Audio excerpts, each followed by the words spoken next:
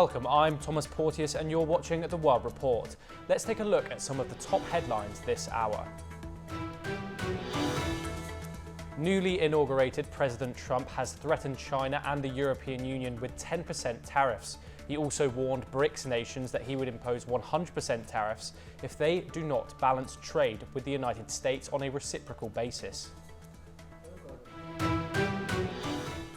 Israeli military chief resigns over the October 7th attack failures. The IDF leader says he has recognized his responsibility for the defense body's failure in the deadly attack on the country that triggered the Gaza war.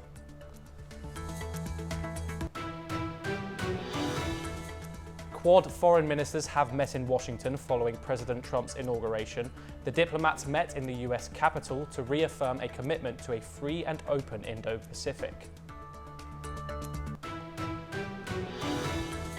Chinese President Xi Jinping and Russian President Vladimir Putin discussed relations with Trump, Ukraine and Taiwan. During a video call, the two leaders spoke about boosting trade flows and a willingness to build relations with the United States on a mutually beneficial and respectful basis.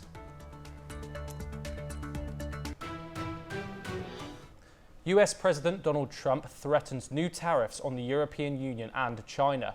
He claims fentanyl is entering the US from China via Mexico and Canada. Canada warns of swift retaliation while Mexico calls for calm. Trump's 25% tariffs could take effect as early as February the 1st.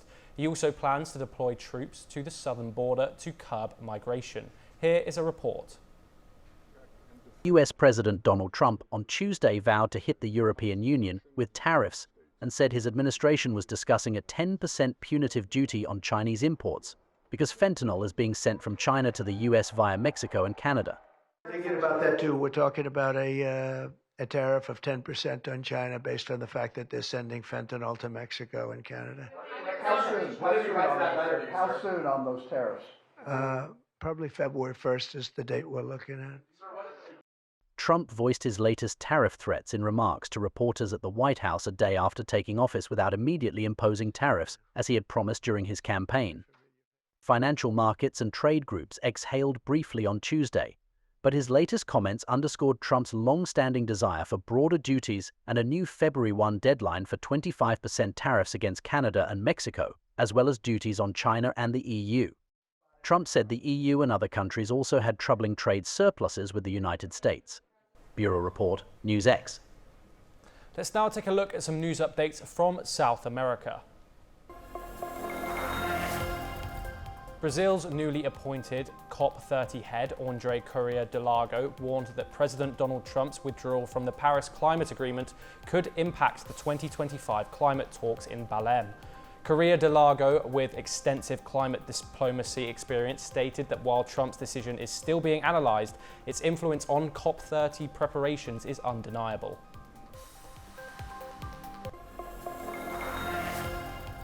According to the Energy Secretariat, Argentina recorded its largest energy trade surplus in nearly 20 years last year. This achievement is a big win for Libertarian President Javier Milei, who aims to use oil and gas exports to lift the economy from recession. In 2024, the country reported and exported $9.7 billion in fuel and energy, while imports totaled $4 billion. Resulting in a $5.7 billion surplus. Colombian special forces advance into guerrilla-controlled areas near Venezuelan border. They aim to restore state control in the wake of escalating violence that has displaced 20,000 people. The conflict in the Catatumbo region, fueled by leftist groups fighting for territory and cocoa plantations, has claimed over 100 lives in 6 days. The government deployed 5,000 troops and declared a state of emergency. Mauricio Funes, El Salvador's first leftist president, has died at 65 in Nicaragua on Tuesday.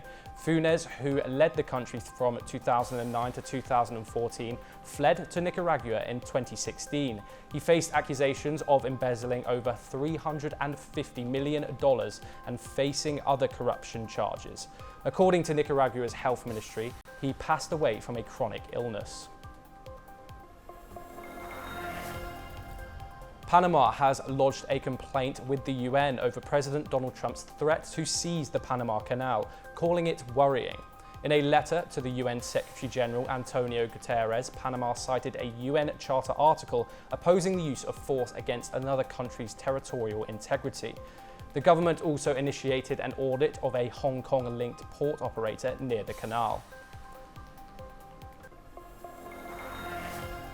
Nahul Austin Gallo, an Argentine border police officer, was arrested in Venezuela on December the 8th while visiting his partner and son. Venezuela accused him of terrorism and ties to destabilizing groups. Gallo's partner, Maria Alexandra Gomez, stated that they haven't heard from him in 45 days and continue to demand his immediate release. Argentina has rejected the claims against Gallo.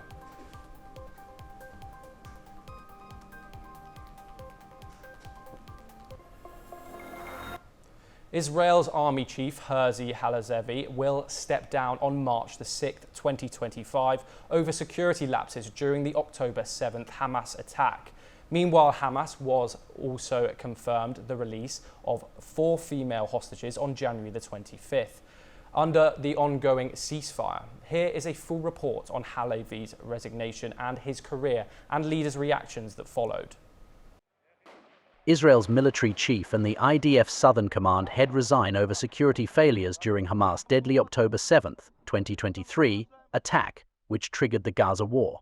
ביומה הראשון של המלחמה, בהערכת המצב המטכ"לית, לקחתי בקול רם וברור את אחריותי לכישלון צה"ל בהגנה על האזרחים בשמחת תורה תשפ"ד.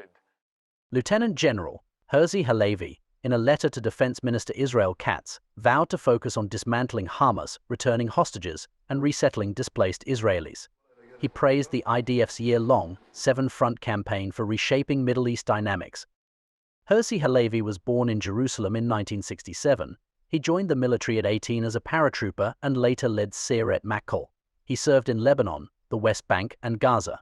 Throughout his career, he promoted moral warfare and upheld Israel's purity of arms tradition. Defense Minister Israel Katz thanked Halevi for his service as a fighter and commander, praising his role in the IDF's recent achievements. PM Benjamin Netanyahu commended his leadership during 15 months of war. President Isaac Herzog praised Halevi's lifetime dedication to Israel's security. Opposition leaders criticized Netanyahu and his government for avoiding responsibility for October 7th failures. Yair Lapid called on the Prime Minister and his government to resign, following Halevi's example of accountability. Bureau Report, NewsX. Let's now move to some updates from the Indo-Pacific region. South Korea's Transport Ministry will remove a concrete embankment at Muan Airport after the deadly Jeju air crash that killed 179 people. Investigators are looking into causes, including bird strikes, and believe the embankment worsened the crash. Changes will be made to similar structures at 7 airports. The embankment supporting navigation's antennae was too close to the runway end. Muan Airport will remain closed until April the 18th for safety inspections. Chinese families are seeking help to free relatives held by scam gangs in Myanmar. Hundreds, including actor Wang Jing, were kidnapped after responding to fake job offers. Wang's girlfriend started a campaign that gained millions of followers. Nearly 1,800 victims have been identified. Chinese authorities are working with Myanmar, but legal barriers make reporting missing persons difficult. Beijing is under pressure to address the crisis.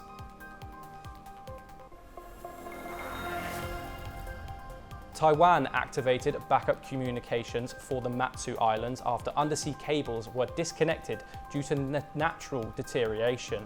The cables will be restored by February. Backup systems will partially resume internet services for the island's 14,000 residents. Taiwan's Deputy Digital Minister said no suspicious vessels were detected. Damage to sea cables raises concerns amid Chinese aggression, and Taiwan is working to enhance communication resilience. Nepal will increase the Mount Everest climbing permit fee by 36% from $11,000 to $15,000 starting in 2025. This is the first fee hike in nearly a decade, aiming to cover the cost of recovering bodies left on the mountain. The new fees will also apply to less popular seasons, with increases to $7,500 and $3,750 for September, November, and December, February. Nepal plans to use the additional revenue for environmental safety measures on Everest. Indonesian rescuers are searching for 13 missing people after a landslide in central Java killed at least 17. Triggered by torrential rains in Pekalongan, the landslide buried houses and roads. About 300 rescuers supported by police and military are working in difficult conditions. Officials warn of more rainfall, which could cause additional landslides. Rescue efforts are challenged by inaccessible roads and continued rain. South Korea's birth rate is projected to increase in 2024, with 220,020 newborns expected, a 3% rise. This follows a rise in marriages delayed by the pandemic. In 2023, the fertility rate hit 0.72, the lowest globally. The government attributes the increase to a 13.5% rise in marriages, the first in over a decade. Measures like financial incentives have been implemented, but the country still faces its challenges with its low birth rates and aging population.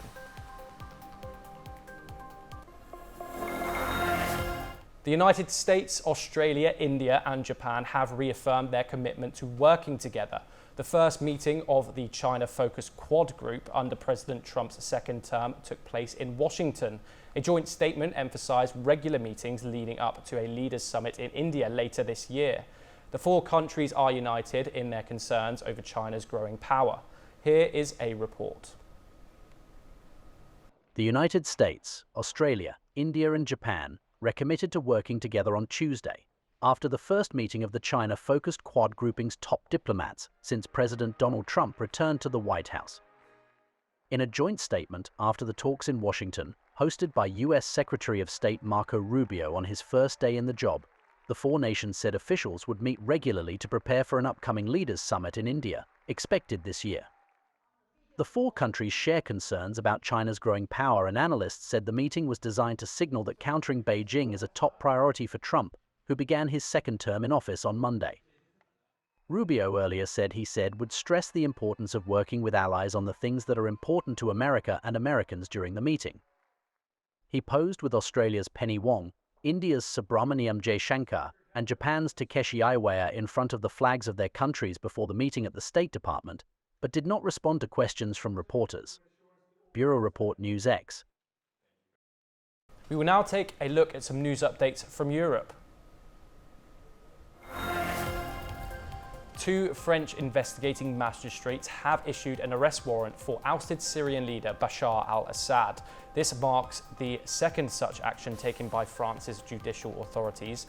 The warrant holds Assad accountable as commander-in-chief of armed forces for a bombing in the Syrian city of Daraa in 2017 that resulted in the death of a 59-year-old Franco-Syrian national when the Syrian army helicopters bombed his home.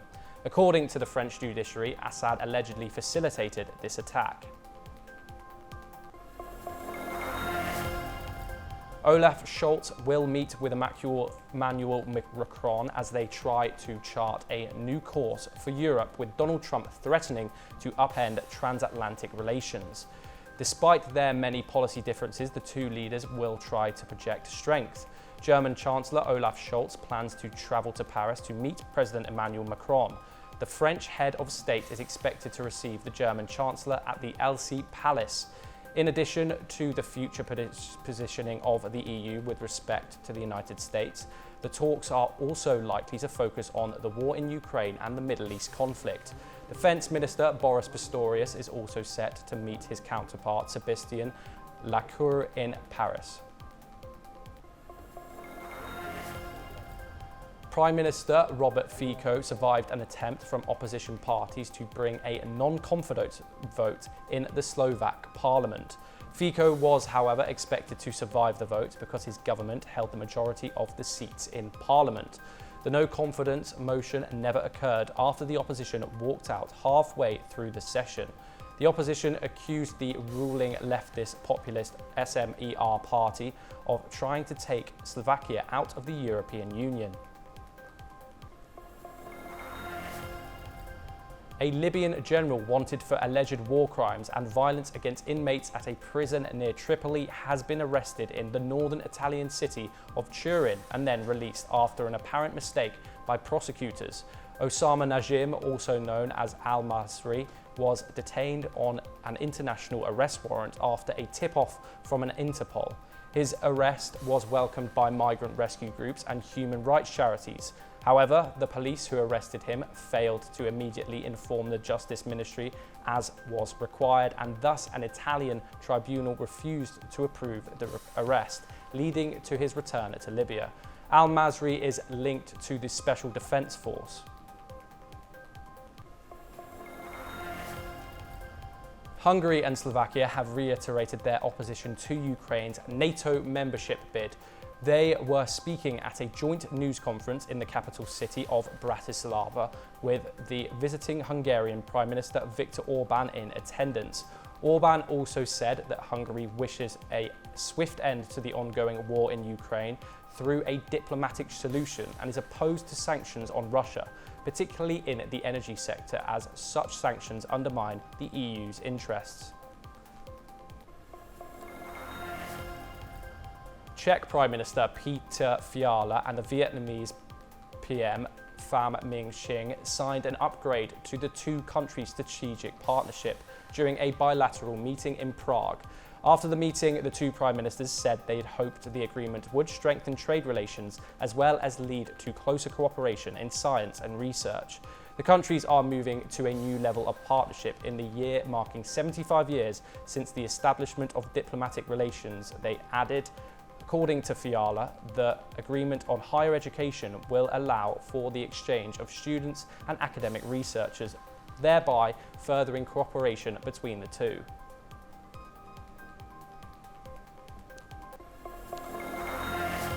Russian President Vladimir Putin held talks with his Chinese counterpart Xi Jinping. In a video conference, the leaders discussed pressing matters, including Russia's war with Ukraine. The dialogue comes hours after Donald Trump swore in as the US president. Trump has already warned Moscow over a peace deal and has threatened tariffs on China. Here is a detailed report. Russian President Vladimir Putin held talks with his Chinese counterpart, Xi Jinping, continuing the annual tradition to speak around the new year. Their talks over video conference focused on pressing matters, primarily their support for each other. Китайско-российские отношения, стержнем которых являются вечное добрососедство и дружба, всеобъемлющее стратегическое взаимодействие, взаимовыгодное сотрудничество и обоюдный выигрыш, приобретают все новую жизненную силу.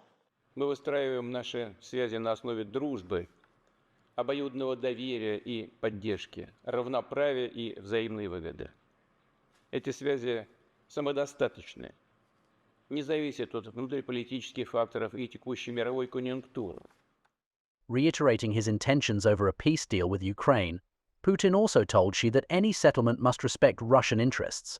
Beijing has been accused by the US of building up Moscow's war machine by providing critical components for the conflict in Ukraine.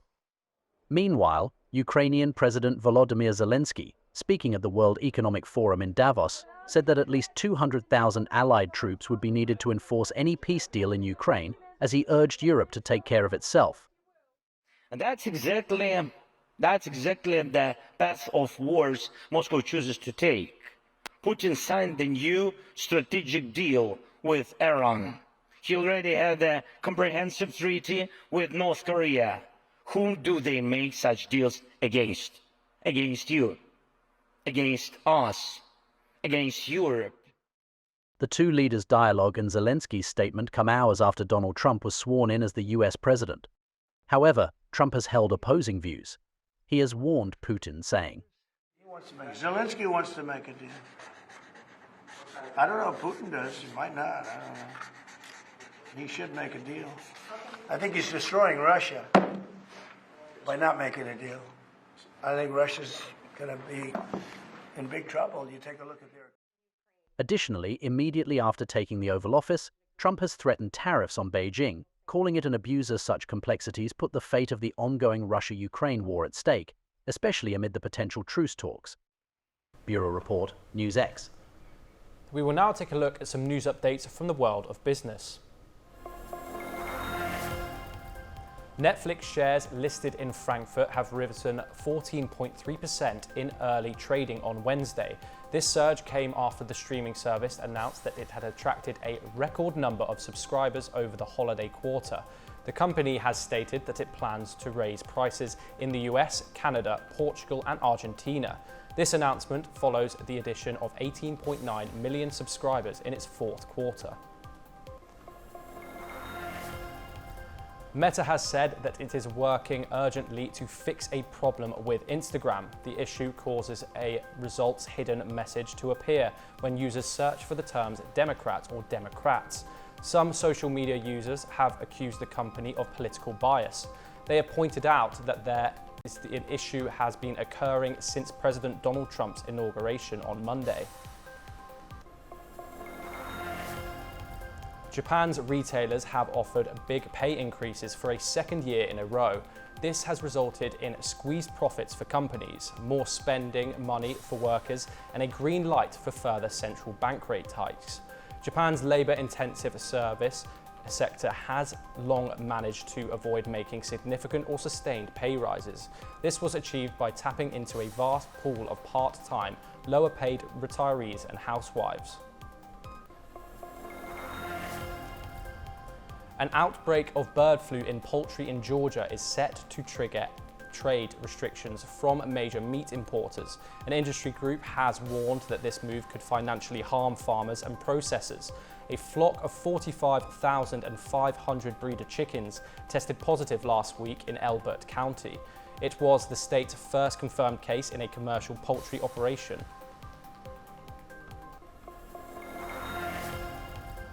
Meta Platform's former chief operating officer, Sheryl Sandberg, has been sanctioned by a judge on Tuesday. The sanction was due to her deleting emails related to litigation over Facebook's Cambridge Analytica privacy scandal. This occurred despite being told to preserve the messages. Indonesia has been told to close a deal with Apple Incorporated regarding an investment plan. This plan could potentially lift the ban on iPhone 16 sales in the country. The information was shared by Investment Minister Rosan Rosalani in an interview. He has expressed hope that the issue will be resolved within 1 or 2 weeks. However, Apple has not immediately responded to a request for comment.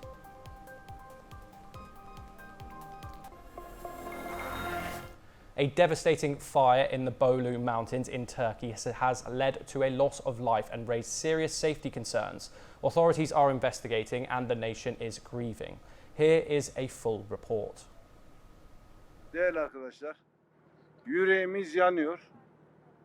Acımızı tarif etmek imkansız. Maalesef vefat eden canımız 76. At least 76 people have died in a fire that consumed a popular Turkish ski resort hotel, with some victims jumping from windows to escape. The hotel is investigating whether guests, including children, were trapped in their rooms as the fire spread. 2 fire escapes were available, and a worker managed to rescue 30 to 35 people. The Union of Turkish Engineers and Architects has reported that the hotel lacked an automatic fire extinguisher system, which was required to be installed by 2008. Survivors have said that detection systems failed and escape routes were unclear. President Erdogan has vowed to hold those responsible for the negligence accountable. A national day of mourning has been declared, with the Turkish flag flown at half-mast. Derin bir teessür ve acı içinde olduklarını biliyoruz. Bu kardeşlerimizin acısını paylaşmak amacıyla bir günlük milli yas ilan edilmiştir. 22 Ocak 2025 Çarşamba günü yurdumuzda ve dış temsilciliklerimizde güneşin batışına kadar bayraklarımız yarıya çekilecek. Former UK ambassador to Turkey, Sir Peter Westmacott, stated that he had stayed in the area in the past. He expressed that the recent fire feels very personal to him. Bureau Report, NewsX. Let's now move to some news updates from North America. Right Reverend Marianne Edgar Budd, the Episcopal Bishop of Washington, has made a direct appeal to US President Donald Trump during his inaugural prayer service. She has asked to have mercy on the people of the LGBTQ community. A rare winter storm has brought snow and freezing rain to parts of the US deep south, closing highways and airports in Texas. The storm has also prompted a first ever blizzard warning in the southwest Louisiana. 4 people are believed to have died from cold exposure so far.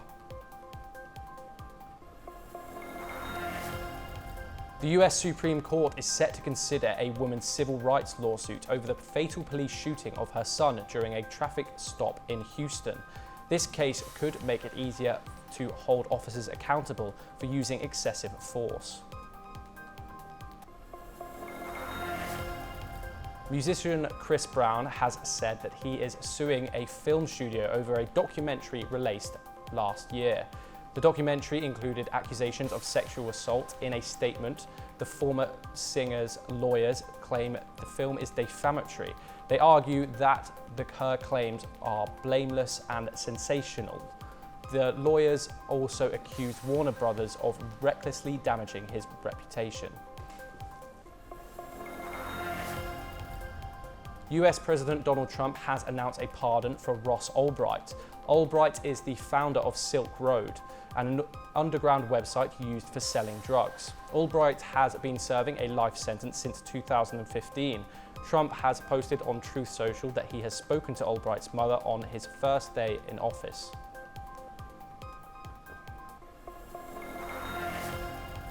The ex-sister-in-law of Pete Hegseth, Donald Trump's nominee to lead the US military, has accused him of alcohol and spousal abuse.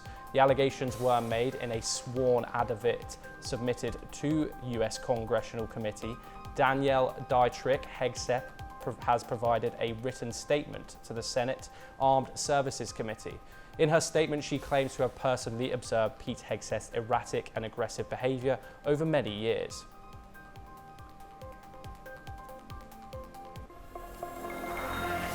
And that is all we have time for. We will continue to bring you more international news updates.